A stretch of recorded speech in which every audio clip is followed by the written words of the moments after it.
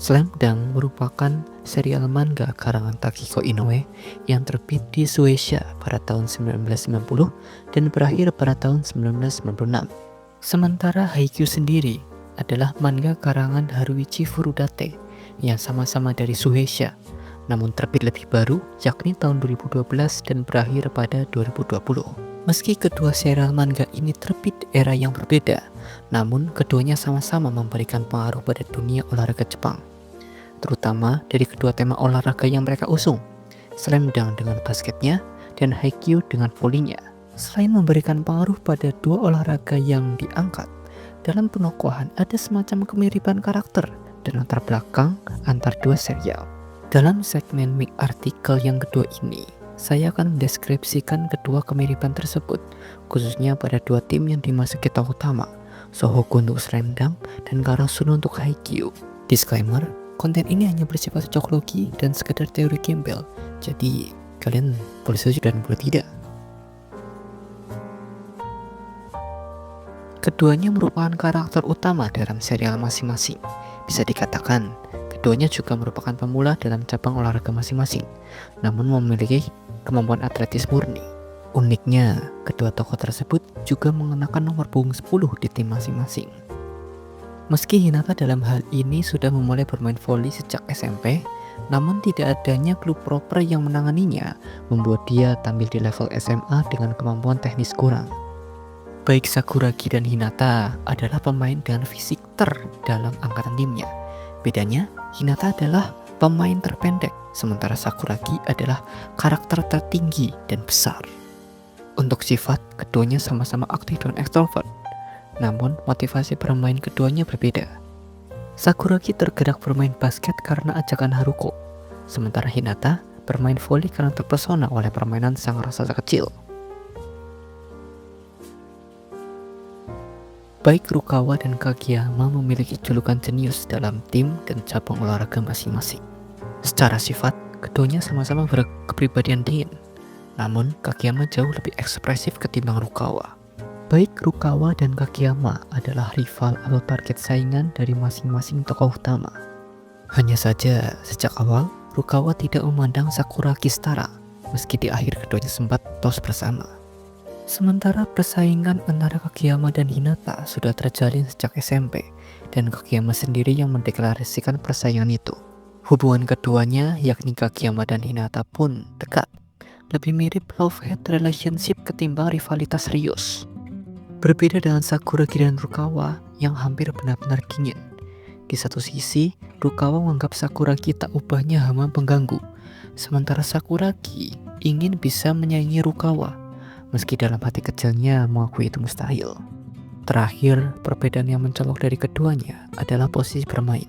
Posisi bermain Kageyama yang seorang setter lebih menuntut playmaking atau melayani rekan tim, sehingga hampir tidak ada celah untuk egois di sini. Sementara Rukawa berposisi sebagai small forward, posisi yang mengandalkan kelincahan dan kemampuan teknis tinggi dalam olah bola. Tidak ada tuntutan untuk merancang permainan, dan selama bisa memberikan skor untuk tim, semua perbuatan yang dianggap sah sekalipun itu egois.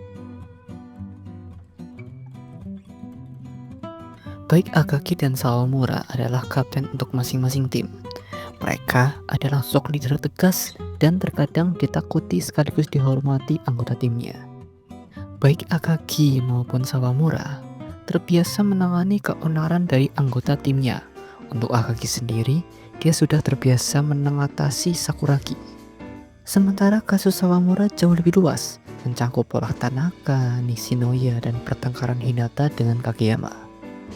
Dalam hal permainan, atribut defensif mereka jauh lebih menonjol. Akagi sebagai center kerap memberikan pelindungan di bawah ring, sementara Sawamura meski berposisi sebagai spiker, namun kemampuan penerimaan atau receive-nya kerap memberikan kestabilan bagi tim. Namun, perbedaan paling menonjol dari keduanya adalah soal personality. Akagi dikenal sebagai sosok kapten gorila yang terkadang sebagai target saing sekaligus olok-olok si Sakuragi. Sementara Sawamura lebih seperti sosok ayah tegas berkedok kapten eskul SMA yang menjadi panutan bagi Hinata.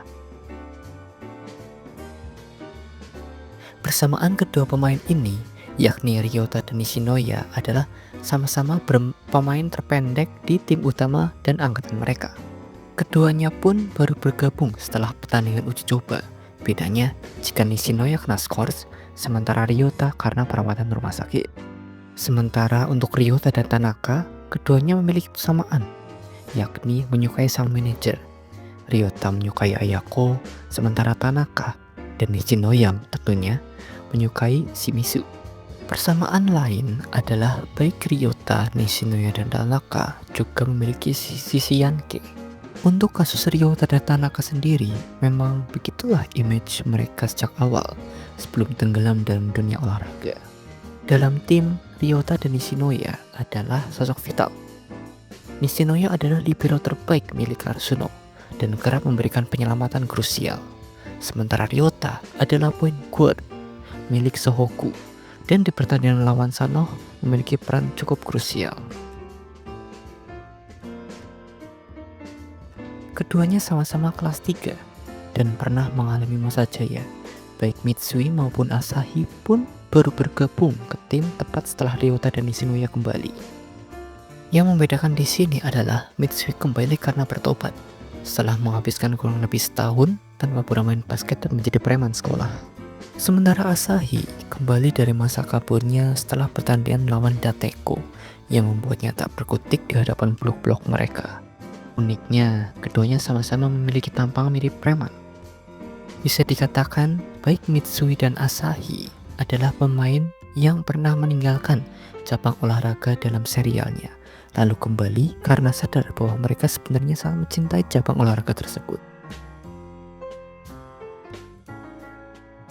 Keduanya sama-sama kelas 3 yang jarang dapat kesempatan bermain dan lebih sering menghabiskan waktu di bangku cadangan.